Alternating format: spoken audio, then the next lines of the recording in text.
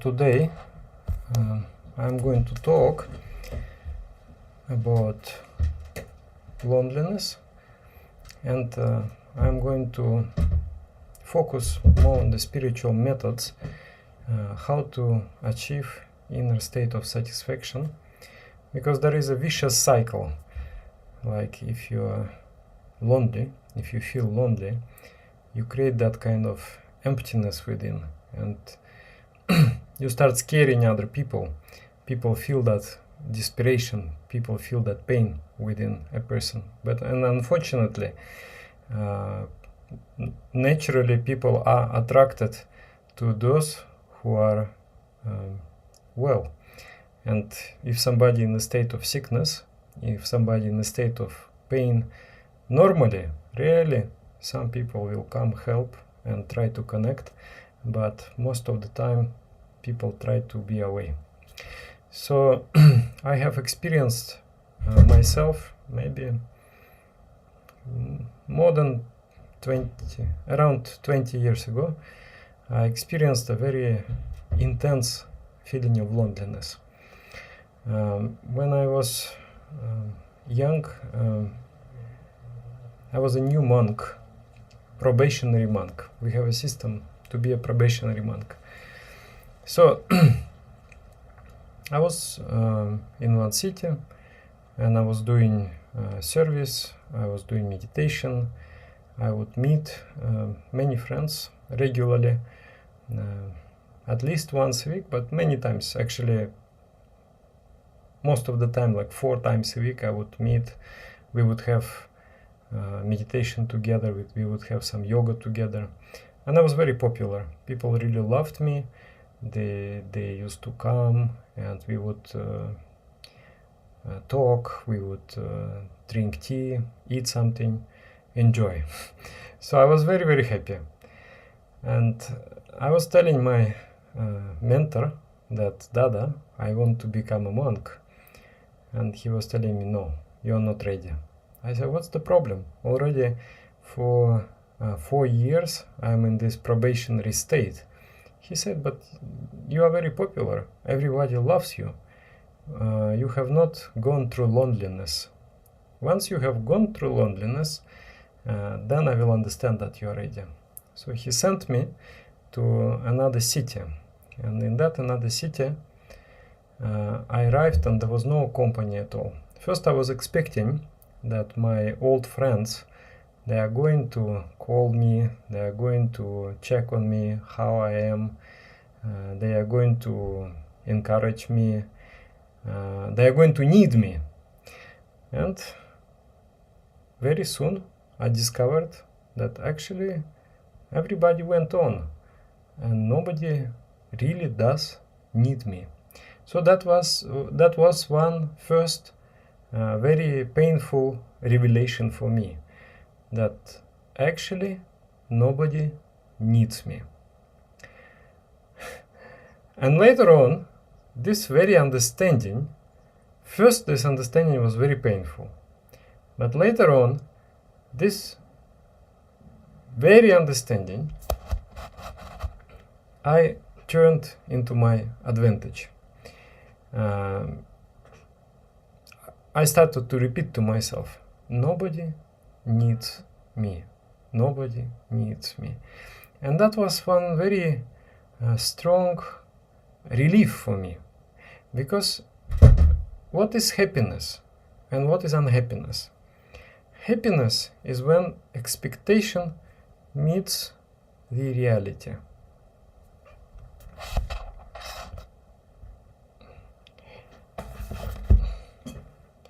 Happiness is when I'm sorry, now is okay? The screen is okay now?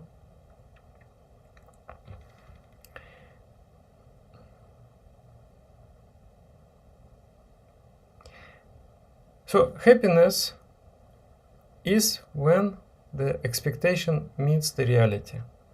So either I have to do something to achieve what I am expecting, or I have to stop expecting. So this revelation, this realization, it has really liberated me. I thought, wow, nobody needs me. So when I took it very seriously in my mind, miraculously, it has liberated me, because I stopped expecting from other people a particular behavior. I stopped expecting support from people and things like that. Then, but I was still very, very lonely. So slowly I started to do my activities in the city. I put posters all over the city.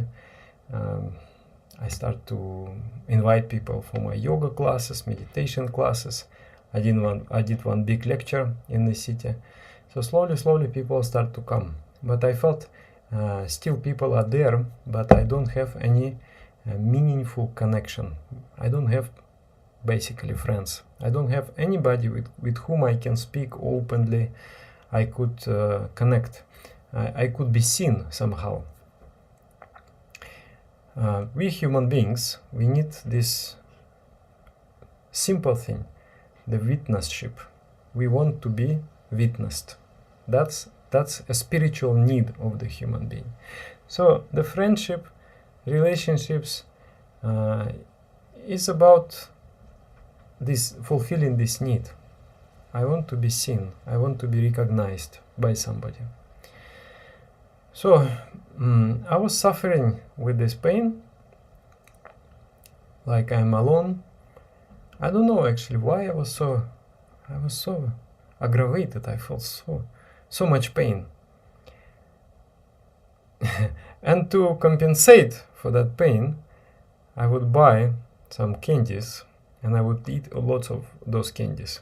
And the papers from the candies I would throw into the trash. So I remember one time one student came to the yoga class, and then she was showing my trash can to her friend. I was very embarrassed. She was saying, "Look at this," and this can was completely full of the papers from the candies. I was very embarrassed by that, and so it was going on like this, the painful state.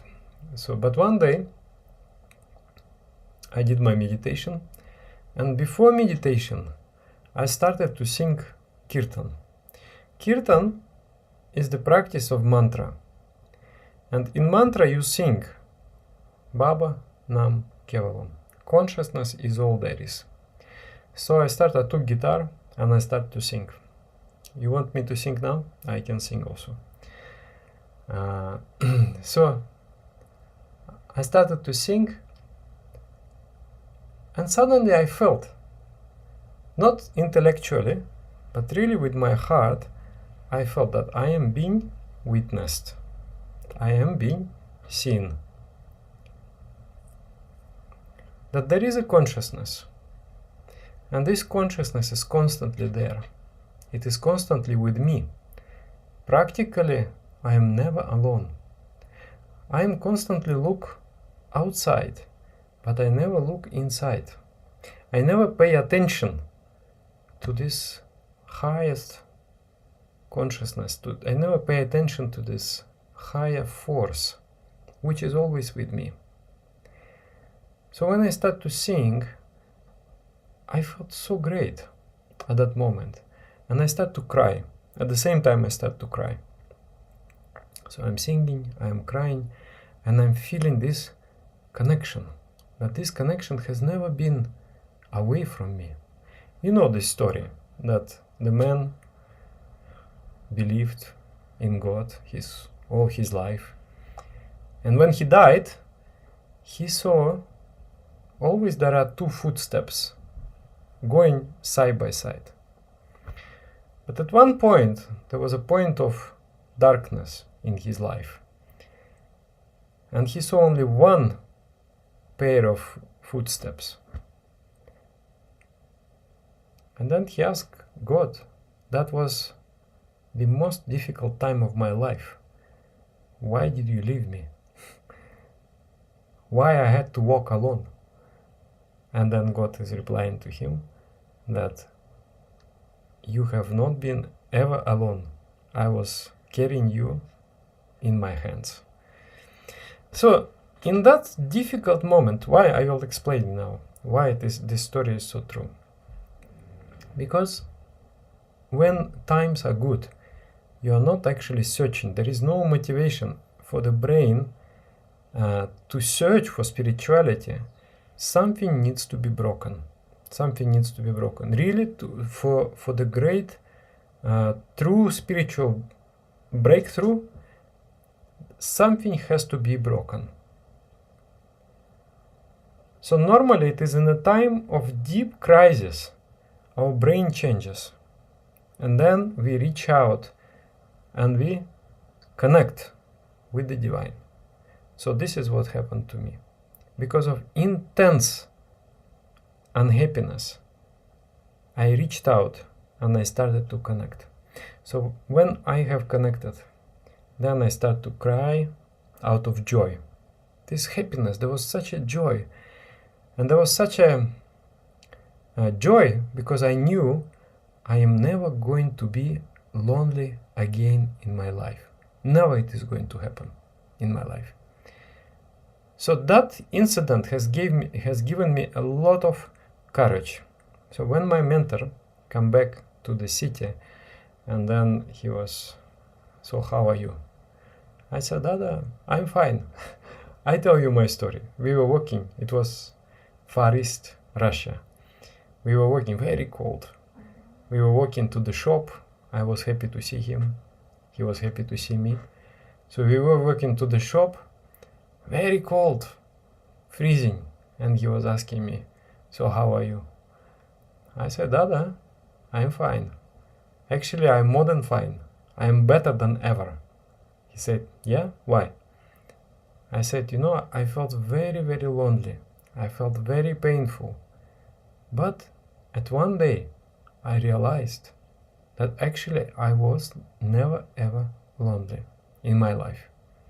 And I felt such a joy, and I felt such a courage. Even now, I don't feel lonely. So he looked at me like this, and he said, and this is our path. He said, now you are ready to become a monk. So that was a nice story I had.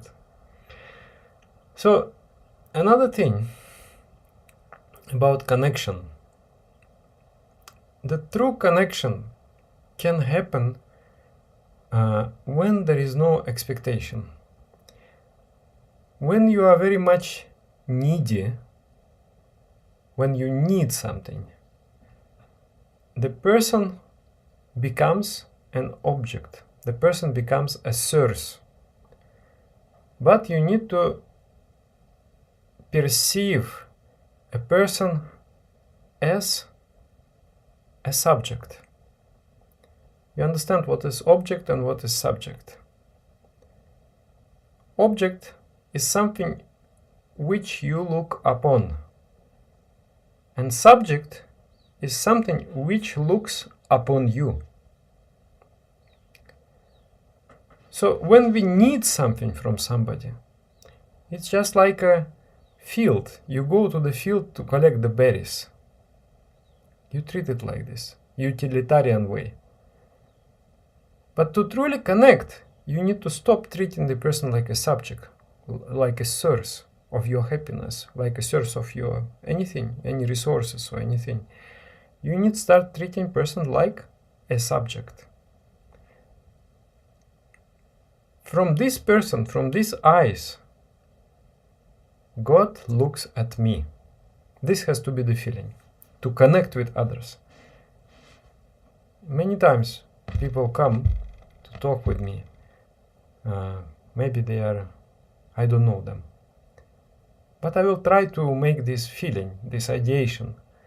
Okay, the person has come, and in my mind, I try to ideate that this is not the person who has come. The God has come to me in form of this person. Now this divine entity itself is looking at me through these eyes. So this is how you make connection. This is, you become an object and the person becomes a subject, and you are being observed, you are being witnessed by the divine in others. So this is one thing. But expectations, they prevent this to happen. And expectations, they create suffering in life. Because the human thirst is limitless. You can never be satisfied with anything.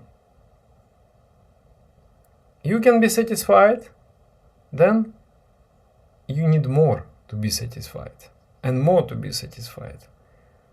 So expectation grows, and with expectation, unhappiness grows. Happiness is your decision to feel happy. It is your internal evaluation of what you have. If you evaluate internally that what I have is more than enough, then you're happy.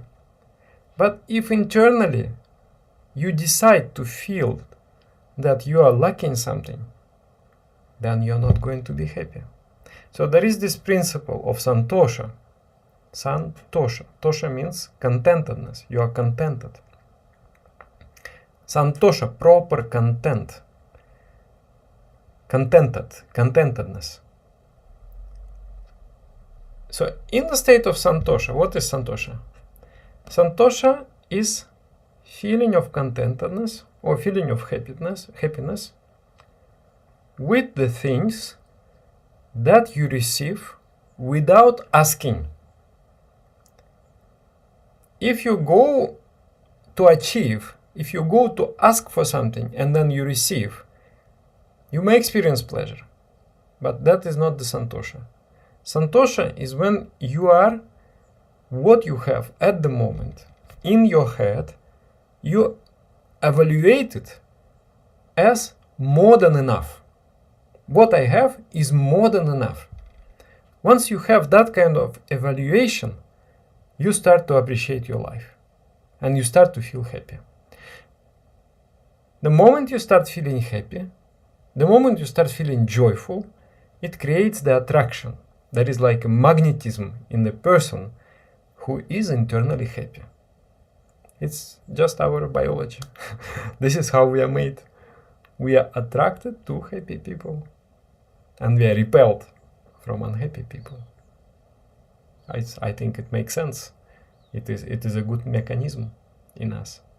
So, but this happiness depends on your inner evaluation of your life. Also, one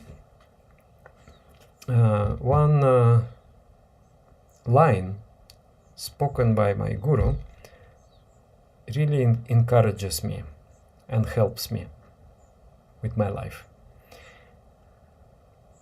One friend of mine also, he said, I was about to leave spiritual path. And then I went home and I stopped attending collective meditations. I stopped connecting with all other spiritual aspirants in my city. And I was just there like for 2 weeks.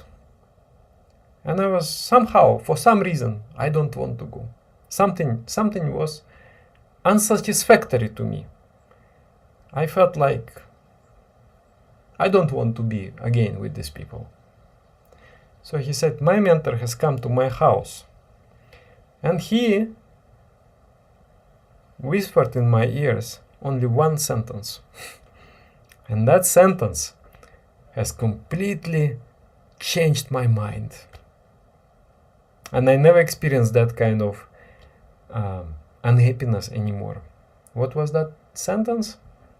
The sentence was,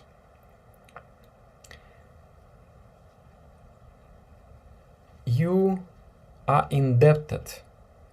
In fact, you owe a debt to every creature, every being in this universe.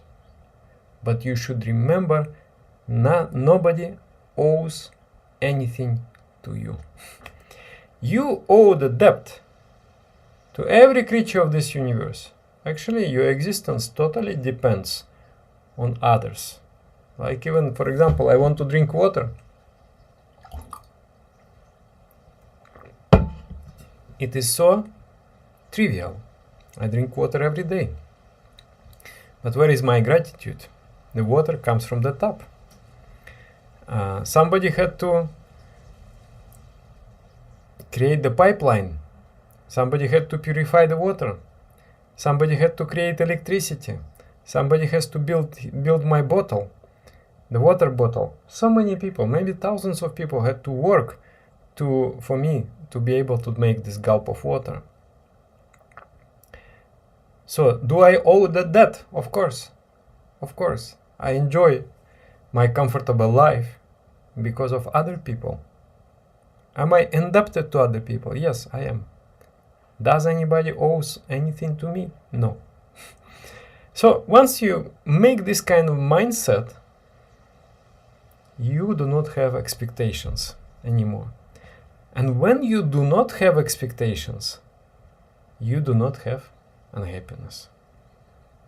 So this is very valuable. So, okay, I want to make a small break and I want to sing with you some kirtan. And in this singing, I want you to ideate. When you sing, when you listen, just imagine, or I don't know, imagine or discover, try to sense it, that there is a joyful consciousness all around me, seeing me, witnessing me. When I sing, my sound, my mantra is being received, is being heard by the Supreme Entity. The Supreme perceives my words. And I'm saying the mantra like a words of love. Basically like I'm saying, I love you, or Supreme Entity, or Supreme Consciousness, I love you. And then you also try to feel that the Supreme loves you also at the same time. So this is a very powerful practice. It straightens the mind. It makes the mind very strong. It cures inferiority complex. It cures superiority complex. It cures the complex of fear. Okay, so you ready? Let's sing.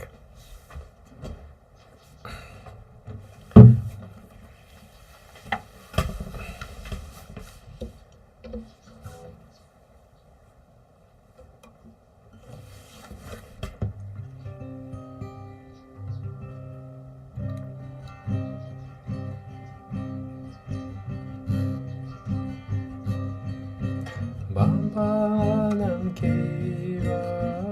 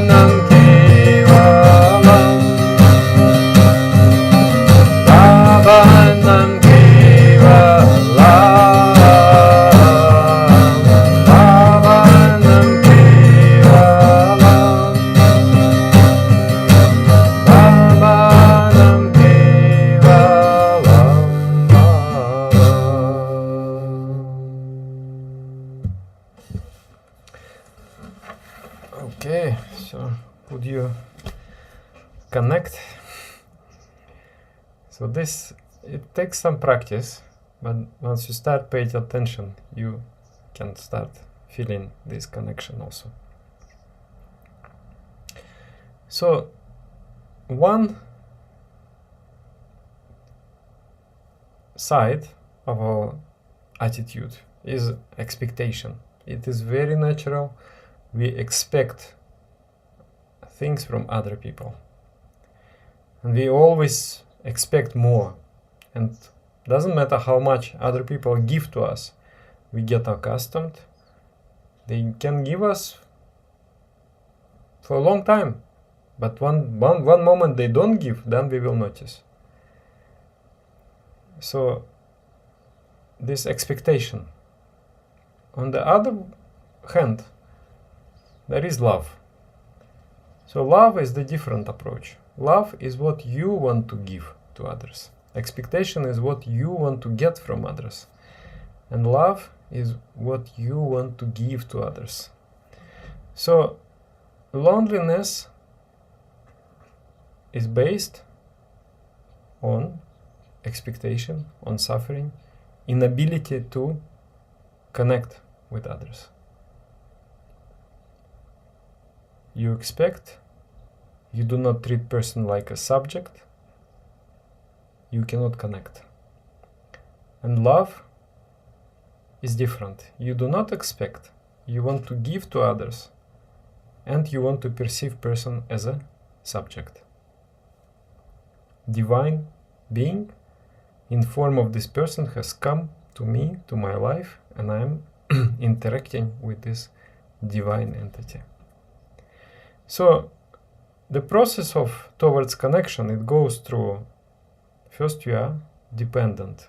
First you are like a not grown up. You're like a child. Like child is dependent on the parents. Child needs to be fed. It doesn't have ability to stand on its legs. It doesn't have ability to earn money, to eat. Everything has to be provided for the child. It is the stage of development. But when you grow out, you become an adult. And now you need to start giving and become what is adult when you are independent. So this movement, this growth is from dependency to independency. So to become emotionally independent, you practice meditation. Meditation is the best way how you can very quickly mature. Why? Because meditation, it builds your brain, it makes the prefrontal cortex thicker, it develops your self-control, it gives you emotional management, it gives you connection, internal connection, and gives you a purpose of life. So very quickly you can build internal independence through the practice of meditation. And then second stage, third stage, you can say dependence, you go then independence, and then finally you go into interdependence. Means we are two independent people, but we decide to work together to amplify our results. We can cooperate in the spiritual area. If we meditate together, we will get better results. If we work together in society, we will get better results. And in this way, you are connected. So this loneliness, overcoming of the loneliness, is connected with the process of growing, of becoming mature, of becoming self-reliant. With that, meditation will help you very, very much. Okay, so and then a couple of things I told you more. Okay, number one, meditation kirtan, it will help you with loneliness. Then second thing, I owe a debt to the entire universe. It means whatever I give will not be enough to cover that debt.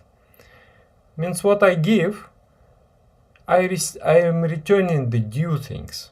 So I should not expect thank you, I should not expect a prize, I should not expect anything from that. Because I am only returning to the universe. I have got so much, so now I am returning. So do I need to be like, if somebody has is returning the debt, should he be very much praised for that? He is so great, he has returned the debt. I don't think so. So we are returning the debt. That's why we should not get any expectation. Okay, I'm returning, means whatever good I do, it's okay, let it go. And myself, I'm not expecting anything from others. This is the framework how you come to maturity. Of course, you will not allow others to exploit you, because you will do good to others. Good to others means making them stronger, more independent, more self-sufficient, more happy. It is not about making people dependent on you, but you will help in all possible ways, but without making them dependent. So this thing, and then another line today I shared is, nobody needs me. It was so painful in the beginning, but later on it has really liberated me. I thought, yeah, it's okay. Nobody needs me, no problem. But it is my decision to be useful for people. I don't need them to need me. But it is my decision to help others, to love others. And this love makes me happy. I'm loving you not because I need something from you, but this love makes me happy. The love makes me fulfilled. So this is the, if you practice these attitudes, you're going to be happy. Santosha. So now I will answer your questions and read your comments, and we will finish this off.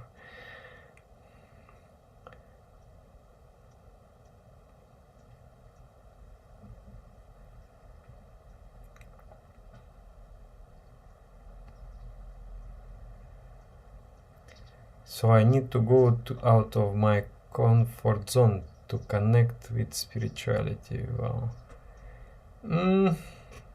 I'm not sure exactly what you're referring to, because maybe you have said something in relation to what I said before. Yeah.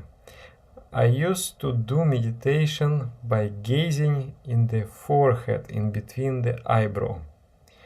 When I started doing more and more without preparation, gradually I start feeling anxious and lonely. There are many techniques of meditation, and the best way is to learn from the teacher. Sometimes people learn from book, they learn from internet, and it will not produce the best results. The best is to learn from the competent teacher. So what I would advise you is to practice the basic meditation as what I teach in this channel. You can find it, the basic meditation technique, and start practicing it. You will achieve very good results. In already several weeks you will feel great changes, but then if you do half an hour, you will feel very, very great transformation. So basically, the spiritual process, in simple words, is an effort to search consciousness. Yes. Spiritual practice, spiritual knowledge. So what is mundane knowledge? Mundane knowledge is the knowledge of the world. And what is spiritual knowledge? Is the knowledge of the spirit. And what is spirit? Spirit is that witnessing entity. Like, I see Dada, for example. So here there is subject, I, see, action, and Dada, object. So this is the mind. I see Dada. Subjective portion of the mind, I feeling, see, actional portion of the mind, ego, and Dada, objective portion of the mind. My mind acquires shape of the object which I'm trying to see. And then what is the spirit? What is the consciousness? Consciousness is awareness. I know that I exist. This knowledge of existence is consciousness. So in meditation, you are trying to reach that supreme subject. Expectation is like a balloon of that bursts. Okay. Satisfaction, contentment. Tell us some story of Baba that reveals how much Baba loves Dharma fighters or who die for establishing Dharma or who loves him. Okay, next time I can tell you the story. Debt is a trap.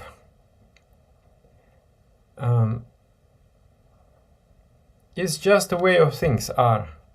We are indebted to the universe. So there is, when we are taking, we create, there is always give and take. When you take, you go into debt. When you give, you remove that debt. So karmic theory. Yeah. So when you receive, you create the debt. When you give, you liberate yourself from that debt.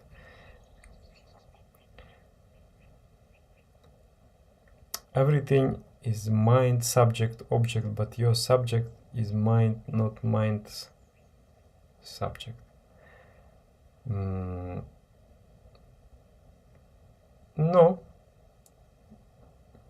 Your subject is the mind's subject.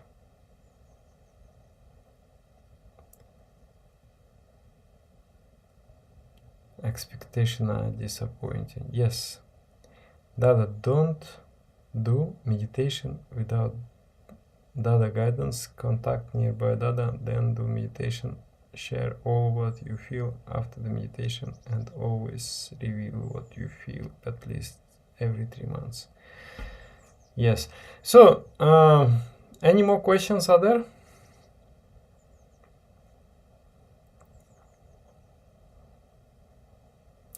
What do you think of the new term pan-conscism? It means basically everything is and comes from consciousness. I absolutely agree with that concept. In yogic philosophy, this also, everything comes from consciousness. Everything finally will return to consciousness. So everything is made of consciousness. So our world is something like a matrix, created by the macro psychic connection through the willpower of the cosmic mind. Within the cosmic mind, the world is created and the world is existing. So this universe is a thought wave of the supreme entity. Okay.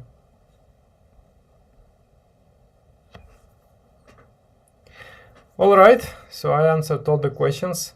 Normally I do my streams Saturday, 10 o'clock. I'm sorry, this Saturday I couldn't do. I was traveling. Next, soon I will have to go.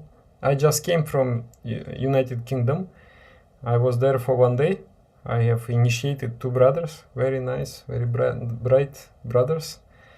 They got the name. One is Adi Shiva, another one is Mantreshwar. So I did 1 day retreat. So now next will be, I'm going to Germany and I will be there for some time. And then then I will go to Kyrgyzstan, I will go to India in October. So in between, once I'm stationary and stable, I can always be on time with my streams. Otherwise we manage. I have a strange question. Is anything after Kaivalya? Is there anything after Kaivalya? So at the final liberation, does the path continue somehow, or we have other obligation as a liberated soul? It is something which is beyond the mind, so cannot be comprehended by the mind. Kaivalya means the state of pure consciousness. There is no mind there. So there is no activity there also. There is no action there. It is the existence in its fullness, in its infinity. So of course it is infinite, it continues, but it is the highest state of existence. Now, how to manage expectation that body and mind has in search for company, friends, partner, etc. Yeah, to manage this, I told you, need to do meditation. Yeah, through the practice of meditation, you become yourself happy. And you feel, okay, if partner comes, if friend comes, it's great. Our happiness will be more even. But already, just by myself, I'm already quite happy. Are you permanently aware of the fact that this world is a psychic projection of God? Or you forget sometimes? Yes, of course I forget. Yeah, but I'm aware of the presence. I'm aware of this presence. This presence never leaves. It's always there. Will you be in Madhukaruna? Yes, I'm planning to go. Have you ever done a paleo diet? I am indigenous from America. I don't know if I can give up my salmon and deer meat. Yeah, many people they think like this until when you start meditating and when you practice, there is change in your mind, and then correspondingly the desires of your body also change. So you never know.